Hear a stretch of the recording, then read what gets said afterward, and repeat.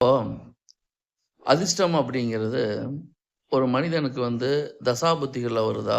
இல்ல இயற்கையாகவே ஜாதகத்துல அதிர்ஷ்டம் இருக்கா? அப்படின்னா, அது எப்படி கண்டுபிடிக்கிறது அப்படின்னா, லக்னாதிபதி 5ஆம் அதிபதி கூட 9ஆம் அதிபதி கூட சேர்ந்திருந்தாலும் சரி, 5ஆம் அதிபதி, 9ஆம் அதிபதி இவர்கள் சாரத்தில் இருந்தாலும் சரி, இந்த ஜாதகர் எப்பொழுதுமே இயற்கையாகவே அதிர்ஷ்டமானவர்.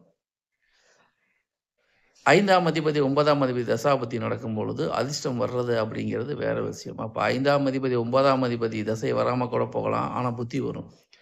அதே சமயத்துல லக்னாதிபதி 5, 9 பாவங்களோட சேர்ந்திருந்தாலும் சரி, பாவாதிபதிகளோட சேர்ந்திருந்தாலும் சரி, அந்த பாவாதிபதிகளின் சாரத்தில் இருந்தாலும் சரி, இந்த ஜாதகர் கடைசி வரைக்கும் எப்பொழுதுமே அதிர்ஷ்டம் உள்ளவராக இருப்பார். இந்த வித்தியாசம் உங்களுக்கு தெரிஞ்சிருக்கும்னு நினைக்கிறேன். அதாவது சம்பந்தப்பட்ட தசாபுத்திகள் வர அதிர்ஷ்டம் என்பது வேறு, இயற்கையாகவே இருக்கக்கூடிய அதிர்ஷ்டம் என்பது வேறு.